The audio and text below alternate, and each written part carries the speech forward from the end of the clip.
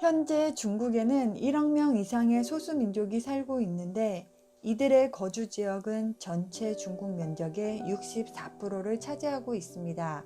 그 중에 조선족은 190만 명으로 중국 55개 소수민족 가운데 13번째로 많은 민족이고 주로 옛 만주 지역인 동북 삼성에서 살고 있습니다. 조선족은 처음 중국 동북 지역에 우리 민족이 세운 고조선, 고구려 등 고대 국가에 존재하였고 발해를 건국하였으며 그 후로 요나라, 금나라, 원나라, 명나라 때에는 이 지역에서 다른 민족과 함께 살았습니다. 또한 고려 때 중국으로 이주하여 정착한 사람들은 그들이 고구려의 후예라고 하여 현재까지도 강한 민족의식을 갖고 있고 명나라 말, 청나라 초에 많은 사람들이 중국으로 이주해서 살았었다고 합니다. 그 중에 일부는 조선으로 돌아가거나 한족이나 만족으로 동화되기는 했지만 고려인의 후손이라는 인식을 갖고 생활해오고 있는 사람도 있습니다. 그들은 현재 요년성의 대안, 해성, 묘양, 칠령 등지에 살고 있는 고려인의 후손입니다. 그러나 이 같은 토착민족을 우리는 현재 조선족의 직접적인 선조라고 보기는 어렵습니다. 근대에 와서 조선인의 중국 동북 지역으로의 이주는 19세기 중반 서부 제국주의의 침략과 청나라의 세력이 약화되면서 시작되었습니다. 조선족의 이민 거주지는 동북 각 지역에 비교적 광범위하게 분포되어 있는데 그 중에서도 현재의 지린성, 연변 지역에서 가장 많이 거주하였습니다. 현재 중국 내 유일한 조선족 자치주인 연변은 길림성 동남부에 위치해 있으면서 백두산과 두만강을 경계로 북한과 국경을 접하고 있습니다. 이곳은 역사적으로 중국의 한족 문화의 영향을 비교적 적게 받으면서 거란, 여진 등 다양한 민족들이 함께 살다가 19세기 말 청나라 때 봉금 정책이 해지되면서 본격적으로 우리 민족의 이주가 시작되었습니다. 1860년대부터 본격적으로 진행된 조선 이민자들의 이민 루트는 압록강이나 두만강을 건너거나 연해주와 시베리아 지역으로부터 우수리강과 흑룡강을 통해 들어갔고 이들은 연변을 중심으로 동북 내륙까지 확산하였습니다. 조선인의 이주 과정은 크게 세 단계로 구분할 수가 있는데 1단계는 1880년 연변 지역이 개방이 된 후 조선인들의 이주가 합법화되면서 이주민 수가 증가하게 되었고 2단계는 1910년부터 1931년 9.18 사변까지로 이 시기에는 주로 애국지사의 중국 이주가 많았었는데 이들은 영길, 단동을 중심으로 조선족 집단 거주지를 형성하였다고 합니다.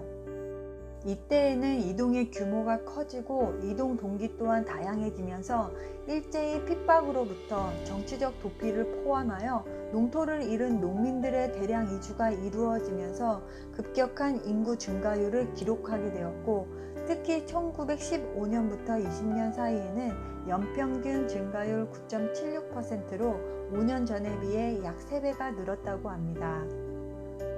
3단계는 1931년 9.18 사변부터 1945년 8.15 해방까지로 일본 제국주의의 이민 정책에 따른 강제 이민 시기였습니다.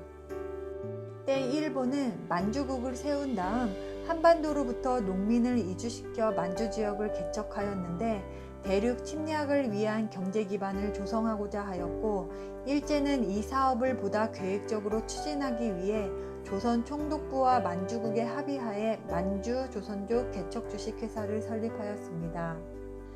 이 때문에 조선인의 중국 동북 지역으로의 이주는 해방 전인 1944년에 이미 165만 명으로 증가하였다가 해방으로 많은 사람이 귀국함으로써 신중국 설립 초기에는 다시 110만 명까지 줄어들었습니다.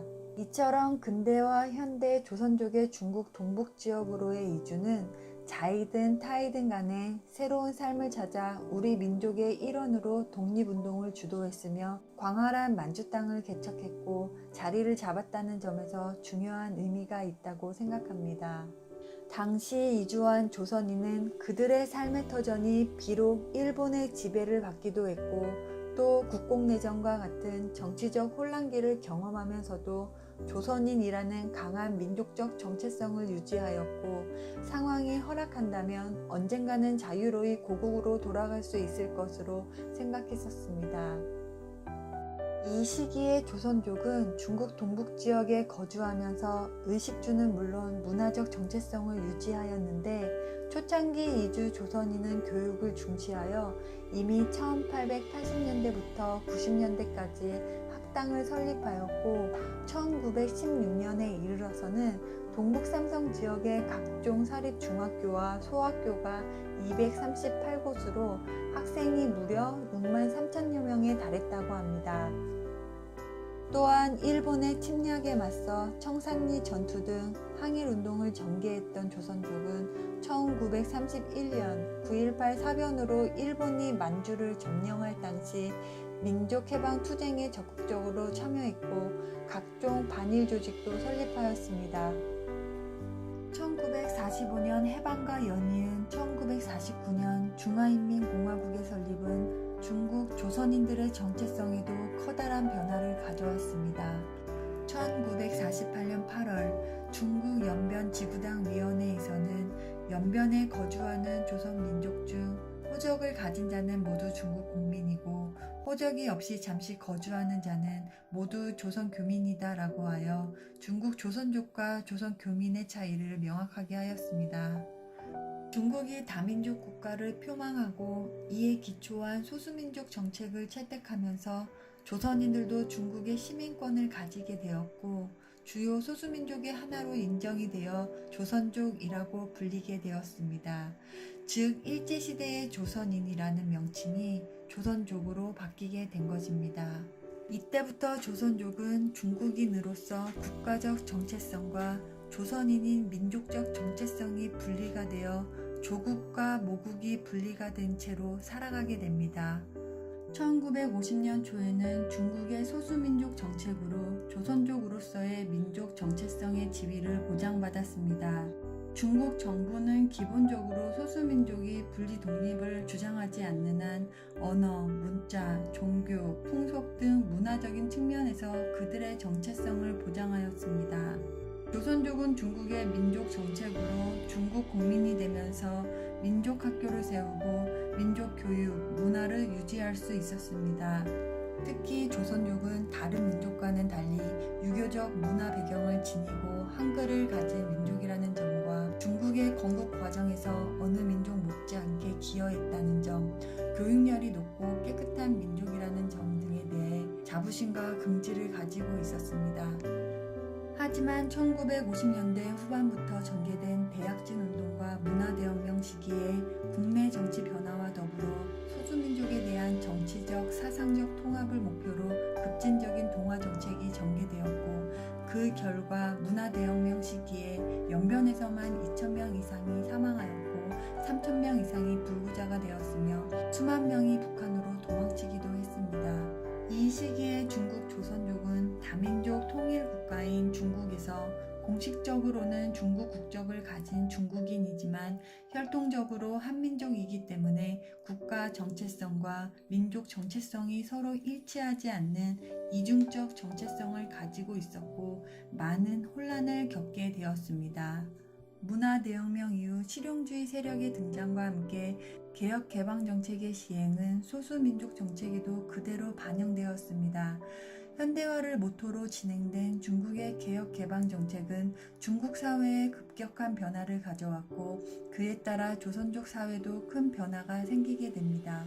주로 조선족 공동체 안에서 조선어를 쓰고 조선족과 결혼을 하며 조선족과의 관계를 맺으면서 생활하던 조선족들이 외지로부터의 진출이 시작된 것입니다.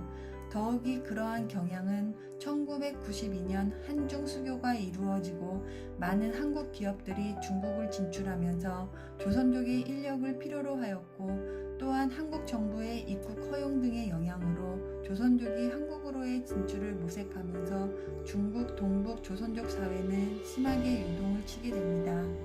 연변 조선족 자치주가 성립될 당시 조선족의 비율은 60% 이상이었지만 현재는 30%로 떨어진 상태가 되었습니다. 이 지역에서 조선족의 인구 비율이 줄어든 이유는 조선족의 이주와 한족을 비롯한 비조선족들의 유입이라고 볼 수가 있습니다.